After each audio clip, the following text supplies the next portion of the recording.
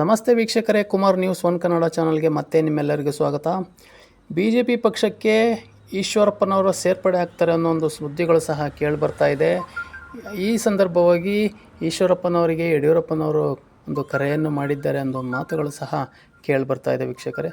ಹಾಗಾದರೆ ಏನು ಇದೊಂದು ಸುದ್ದಿ ಅಂತ ನಾವೆಲ್ಲರೂ ನೋಡ್ಕೊಂಡು ಬರೋಣ. ಅದಕ್ಕೂ ಮುಂಚೆ ನಮ್ಮ ಚಾನಲ್ನ ನೀವಿನ್ನೂ ಸಬ್ಸ್ಕ್ರೈಬ್ ಮಾಡ್ಕೊಂಡಿಲ್ಲ ಅಂದರೆ ದಯವಿಟ್ಟು ಸಬ್ಸ್ಕ್ರೈಬ್ ಮಾಡ್ಕೊಳ್ಳಿ ಮತ್ತು ಬೆಲ್ ಬಟನ್ ಮೇಲೆ ಕ್ಲಿಕ್ ಮಾಡಿ. BJP ಪಕ್ಷಕ್ಕೆ ಮತ್ತೆ ಸೇರ್ಪಡೆಯಾಗಲು ಕರೆ ಬಂದಿದೆ ಎಂದು ಪಕ್ಷದಿಂದ ಉಚ್ಚಾಟನೆಗೊಂಡಿರುವ ನಾಯಕ KS ಈಶ್ವರಪ್ಪನವರು ಒಂದು ಹೇಳಿಕೆಯನ್ನು ಕೊಟ್ಟಿದ್ದಾರೆ.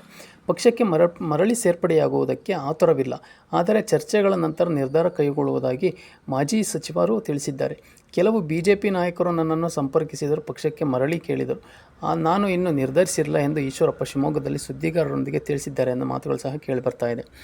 ಈಶ್ವರಪ್ಪ ಪಕ್ಷದ ವಿರುದ್ಧ ಬಂಡಾಯವಿದ್ದು ಪಕ್ಷದ ಹೈಕಮಾಂಡ್ ನಿರ್ದೇಶನವನ್ನು ಕಡೆಗಣಿಸಿ ಲೋಕಸಭಾ ಚುನಾವಣೆಗೆ ಸ್ಪರ್ಧಿಸಿ BJP ಅಭ್ಯರ್ಥಿ BY ರಾಘವೇಂದ್ರ ವಿರುದ್ಧ ಪರಾಭವಗೊಂಡಿದ್ದಾರೆ. ಉಪಮುಖ್ಯಮಂತ್ರಿ, ಕರ್ನಾಟಕದ ವಿಧಾನ ಪರಿಷತ್ ವಿರೋಧ ಪಕ್ಷ ನಾಯಕ, BJP ರಾಜ್ಯಾಧ್ಯಕ್ಷ ಸೇರಿದಂತೆ ಹಲವು ಪ್ರಮುಖ ಹುದ್ದೆಗಳನ್ನು ನಿಭಾಯಿಸಿದ್ದ ಉಚ್ಚಾಟಿತ ನಾಯಕ ಇತ್ತೀಚೆಗೆ ಲೋಕಸಭಾ ಚುನಾವಣೆಯಲ್ಲಿ ಹಾವೇರಿ ಲೋಕಸಭಾ ಕ್ಷೇತ್ರದಿಂದ ತಮ್ಮ ಪುತ್ರ KE ಕಾಂತೇಶ್ ಅವರಿಗೆ ಪಕ್ಷದಿಂದ ಒಂದು ಸ್ಪರ್ಧಿಸಿದ ಟಿಕೆಟನ್ನು ಸಹ ಕೇಳಿದರು. ಆದರೆ ಪಕ್ಷ ಅವರಿಗೆ ಟಿಕೆಟನ್ನು ನಿರಾಕರಣೆ ಮಾಡಿತ್ತು.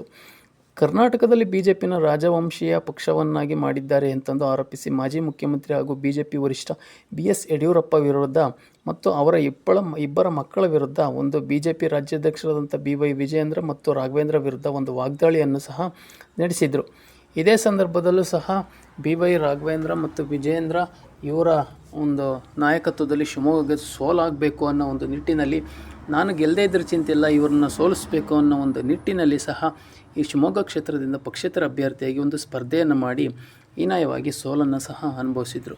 ಆದರೆ ಕೆಟ್ಟ ಮೇಲೆ ಬುದ್ಧಿ ಬಂತು ಅನ್ನೋ ರೀತಿಯಲ್ಲಿ KS ಈಶ್ವರಪ್ಪನವರು ಇಂದು ಮತ್ತೆ ಪಕ್ಷಕ್ಕೆ ಸೇರ್ಪಡೆಯಾಗೋ ಒಂದು ಆತುರದಲ್ಲಿ ಕಾಯ್ತಾ ಇದ್ದಾರೆ. ಆದರೆ ಪಕ್ಷದ ವರಿಷ್ಠರು ಇದನ್ನು ಯಾವ ರೀತಿಯ ಒಂದು ಗಣನೆಗೆ ತಗೊತಾರೆ, ಈಶ್ವರಪ್ಪನವರ ಸೇರ್ಪಡೆಗೆ ಒಂದು ಸಮ್ಮತಿಯನ್ನು ಸೂಚಿಸ್ತಾರಾ, ರಾಜ್ಯ ನಾಯಕರಾದಂಥ BY ವಿಜಯೇಂದ್ರ ಮತ್ತು BS ಯಡಿಯೂರಪ್ಪನವರು ಮತ್ತು ಸಮ್ಮುಖದಲ್ಲಿ ಮತ್ತೆ ಈಶ್ವರಪ್ಪನವರು ಒಂದು ಪಕ್ಷಕ್ಕೆ ಸೇರ್ಪಡೆಯಾಗಿ ಮತ್ತೆ ಒಗ್ಗಟ್ಟಿನಿಂದ ಮುಂದಿನ ಬರ್ತಕ್ಕಂಥ ಎಲ್ಲ ಚುನಾವಣೆಗಳನ್ನು ಒಗ್ಗಟ್ಟಿಂದ ಎದುರಿಸ್ತಾರಾ ಅನ್ನೋದನ್ನ ನಾವೆಲ್ಲರೂ ಕಾದು ನೋಡಬೇಕಾಗಿದೆ ವೀಕ್ಷಕರೇ.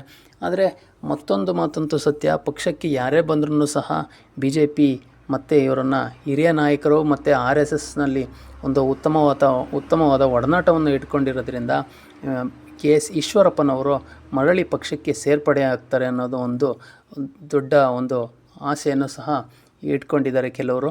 ಆದರೆ ನೋಡೋಣ ವೀಕ್ಷಕರೇ, ಕಾದು ನೋಡೋಣ ಮುಂದೆ ಯಾವ ರೀತಿ ಬೆಳವಣಿಗೆ ಆಗ್ತದೆ ಅಂತಂದು. ನಮ್ಮ ಮಾಹಿತಿ ನಿಮಗೆ ಇಷ್ಟ ಆಗಿದ್ದರೆ ದಯವಿಟ್ಟು ನಮ್ಮ ಚಾನಲ್ನ ಸಬ್ಸ್ಕ್ರೈಬ್ ಮಾಡಿ ಮತ್ತು ಬೆಲ್ ಬಟನ್ ಮೇಲೆ ಕ್ಲಿಕ್ ಮಾಡಿ ಅಂತ ಹೇಳ್ತಾ ನಿಮ್ಮ ಅನಿಸಿಕೆ ಅಭಿಪ್ರಾಯಗಳನ್ನು ಕಮೆಂಟ್ ಮೂಲಕ ತಿಳಿಸಿ. ಮತ್ತೆ ಮುಂದಿನ ವಿಡಿಯೋದಲ್ಲಿ ಸಿಗೋಣ. ಎಲ್ರಿಗೂ ನಮಸ್ಕಾರ.